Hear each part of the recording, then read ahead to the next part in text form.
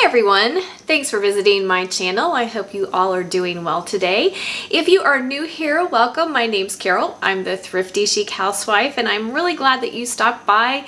If you enjoy the content you find here, I hope you will consider subscribing, like and share my videos, and follow me on social media. I will leave all the links in the description box below.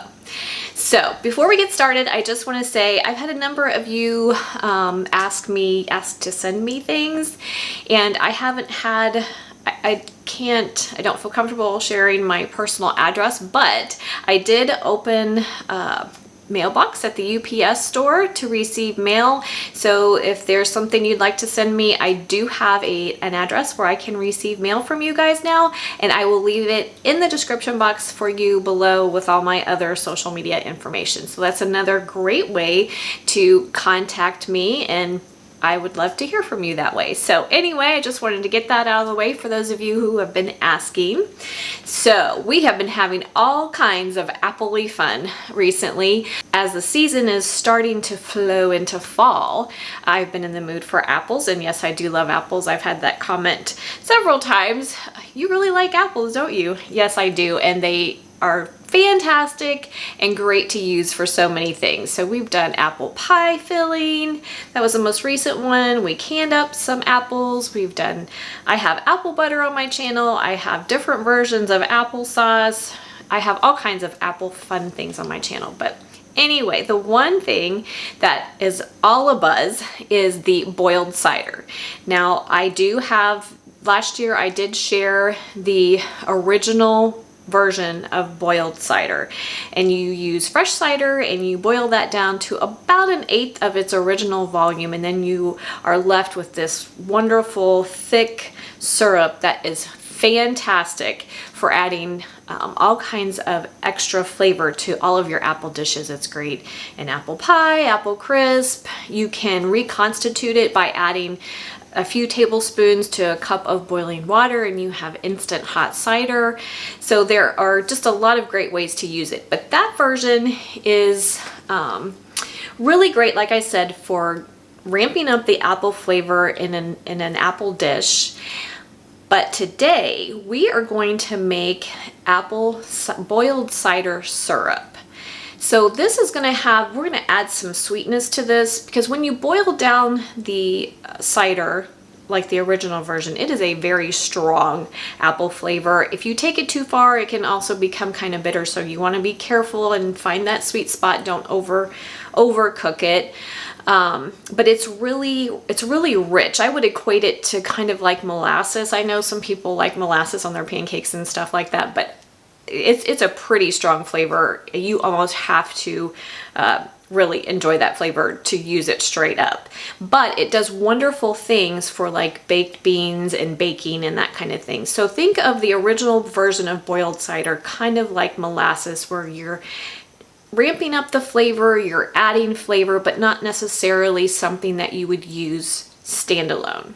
Well, today we're going to do it a little bit differently. We're still going to boil down our cider. We're not going to boil it down quite as far as 1/8 of the volume. We're going to boil it down to just below half, or about 1/3 of the original volume, and then we're going to add some delicious sugar to it.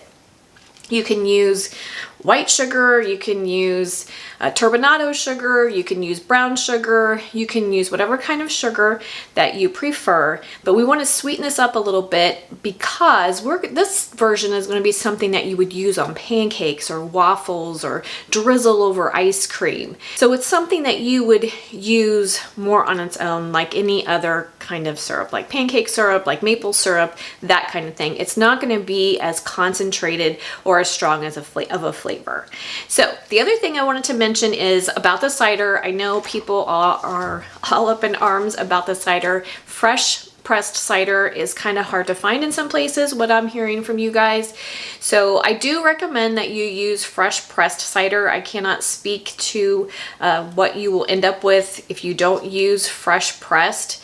Now you can get apple cider in most grocery stores this time of year, but a lot of it has preservatives added to it. Sometimes it has sugar added to it. So I would read the label, Make sure that if it is pasteurized, which if you find it in a grocery store, it has to be pasteurized by law. So to find fresh cider, you almost always have to go to a farmer's market or an apple orchard, places like that to find it. So if you find it in the grocery store, just read the label, make sure it's minimally processed, it has minimal ingredients to it.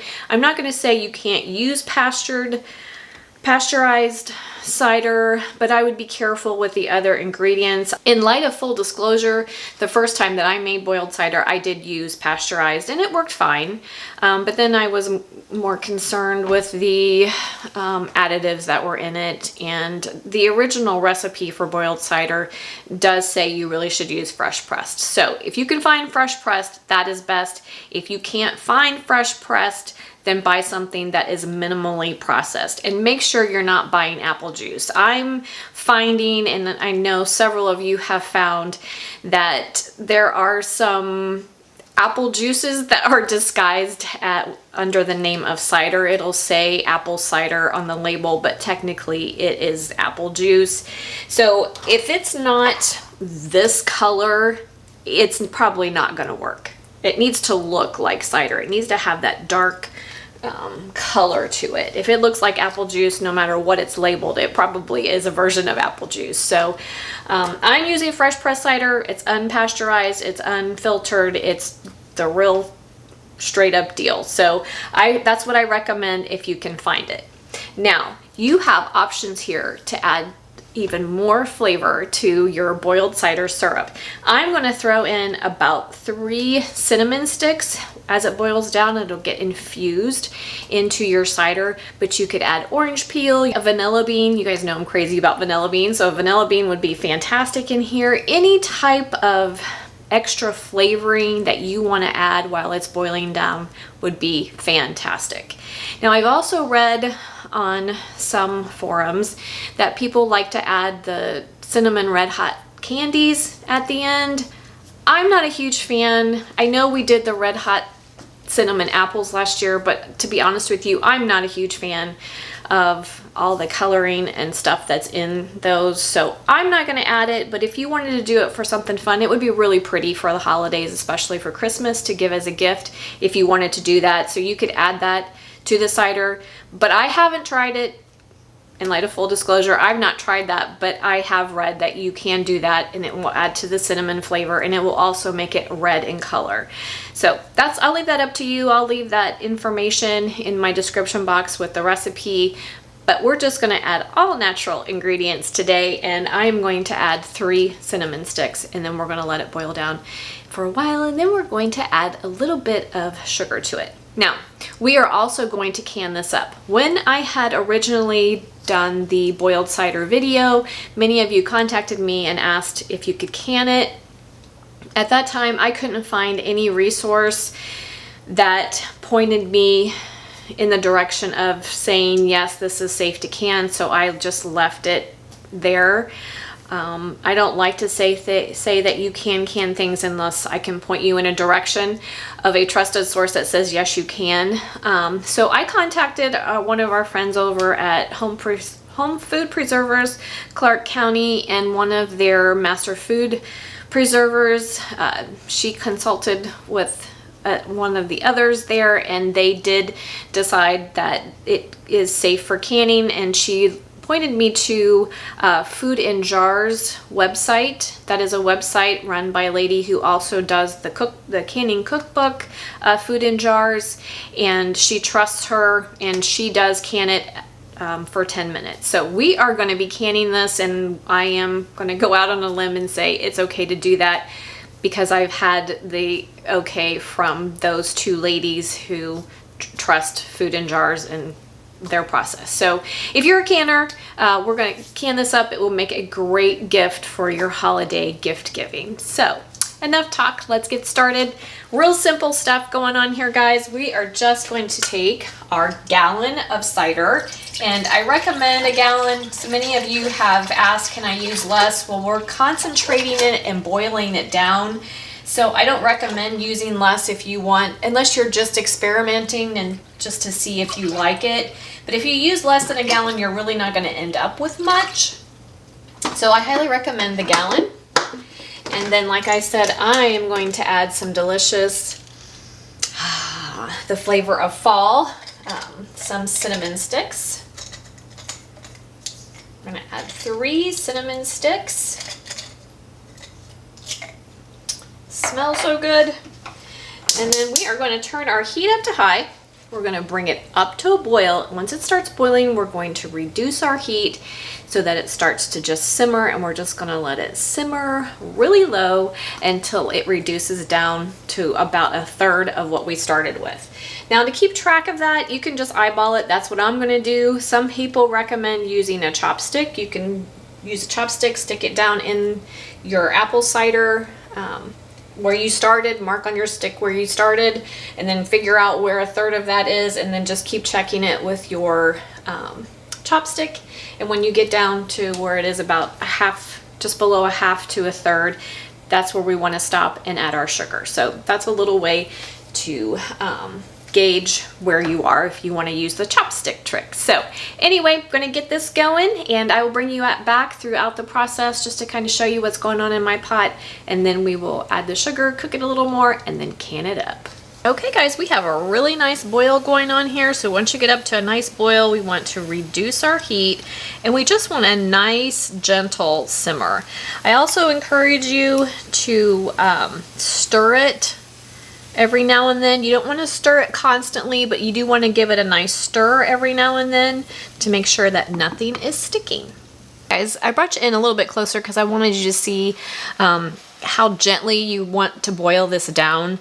It doesn't look like much is going on the surface, but if you look real close, and I'm not sure that this is going to get close enough, but there is some action going on underneath the surface, and that's really how gently you want to boil this down. You can tell I have some evaporation already, and it's only been not quite an hour. So it doesn't take much to get it to boil down, but you want to do it nice and gently. Okay guys, we are almost 3 hours into cooking this, and as you can tell, it's reduced quite a bit. We have reduced by a little more than half, I would say. It's a judgment call there. But the other thing I want to show you is you can see that there are some impurities that have risen to the top. That will happen with unfiltered, unpasteurized cider. So I'm going to filter mine out. I'm going to ladle it into a smaller pot, and I'm going to just use a coffee filter inside of a strainer. And we're just going to strain it. You can leave that in there. It's not going to hurt anything, but I don't really want it in my syrup. I want my syrup to be as clear and as pretty as possible. So I'm just going to ladle that through. I'm going to turn my heat off first. And we're going to get rid of the cinnamon sticks as well, and you can just go ahead and ladle those in with your cider into your filter, your coffee filter and strainer. Okay, so I've strained off my cider, and I have it on a medium-low heat. So to our cider, we are going to add 1 cup of white granulated sugar and 1 cup of lightly packed brown sugar. Now for sugar, you can add whatever kind you like here, and you can adjust the amount. So if you want to start with a cup and taste it and see if it's to your liking, you can do that. You can always add more. You can't take away. So if you want to start with less and add more, that's fine. As far as sugar substitutes go, if you're going to be canning it, you may use Splenda or a sugar substitute that is measured cup for cup. So what we're going to do now is I'm just going to bring it up to a medium-low heat, let it get back up to a really nice simmer, and we're going to simmer it until it starts to thicken just a little bit. Another 15-ish, 20 minutes or so, and then we'll be ready for canning. Okay guys, we are all set for canning. I went ahead and simmered my cider once I added the sugar for about another 20 minutes. It's not going to get really thick, and when sugar syrup is hot, it's thinned out anyway, so you're just going to have to do a little judging. It's not going to end up thick. It's going to end up the texture of maple syrup, actually. That's pretty close to it. But it's not a thick syrup. If you want a thicker syrup, you can thicken thicken it after you open it. I would not try to thicken it with canning. That's not safe. So just leave it the texture that it is. When you open it, if it's not as thick as you like it, you can add a little cornstarch and warm it up, and then it will thicken it up for you. But I think it's great. If you like maple syrup, you'll like the texture of this. So we're ready to start canning. You can can in pints or half pints, or even the little jars, the little 4-ounce jars if you prefer. We are going to be filling our jars to 1/4 inch headspace. Modern canning guidelines state that you do not need to pre-sterilize jars and lids if you're going to be canning for 10 minutes or more. Our processing time is going to be 10 minutes. I'm going to be steam canning. I have about 3 quarts of simmering water in the bottom of my canner. If you are water bath canning, you need to have your canner about half full and with simmering water. So we are ready to go, so let's go ahead and get started. I did want to point something out. This was pointed out to me earlier this week. I've been using for years, since I learned to can, my tongs to take my jars out of my hot water. You really shouldn't do that. I never gave it a thought because it came with my canning kit. You really shouldn't use anything metal. So I am using my jar lifter to take my jars out of my hot water. So just a little heads up on that. If you are using the tongs that came with your canning kit, try to get rid of those and use your jar lifter instead. It takes a little bit of practice to be able to empty your jars of the water if you're keeping them hot that way. So just make a note of that. You really shouldn't be using anything metal inside of your jars. So I just wanted to let you know that that is a change that I am making. So we're going to take a couple of jars here, and we are going to ladle our hot syrup into our hot jars to 1/4 inch headspace.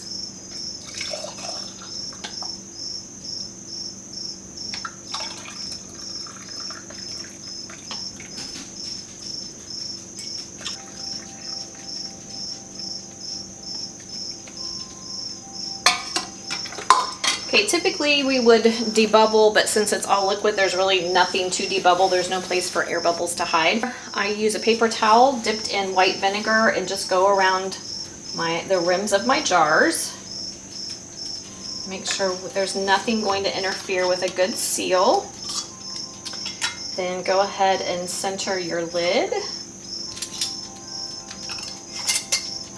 And then add your bands to fingertip tight. Okay guys, I've got 6 beautiful jars filled with our boiled cider syrup. So now we can go ahead and put our lid on, crank up our heat. If you're a water bath canning, you want to make sure water covers your jars by at least an inch. 1 to 2 inches is perfect. You're going to bring your water up to a full rolling boil before you start your processing time. If you're steam canning, you want a stream of steam coming out of your steam vents about 6 inches long. And your water in the bottom of your canner should be boiling. At that point, we can go ahead and start our processing time. If you have the canner that has the dial gauge on it, you should be just inside of your green zone.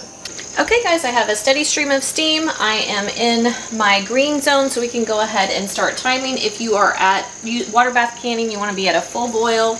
So we're going to put 10 minutes for our processing time, and then we're going to slowly reduce our heat just to maintain being in the green zone or maintain your full boil throughout your processing time.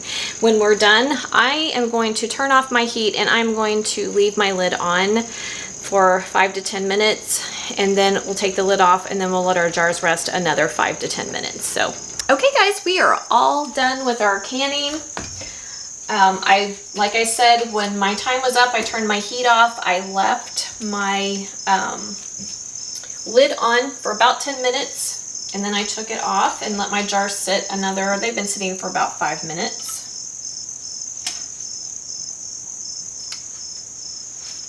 We have 6 beautiful jars of boiled cider. Just wanted to show you, I put some that was left in this nice little jar that I'm going to keep in my refrigerator. So yeah, if you don't can it, you do want to keep it in the refrigerator. This version is going to be sweeter. The boiled cider syrup is what I'm going to call this, is going to be sweeter than the original boiled cider. And like I said, I think they both have a place in your pantry. The original boiled cider, like I said, is going to be better for flavoring things like apple pies and pie filling, apple dumplings, apple crisp, apple cakes, that kind of thing.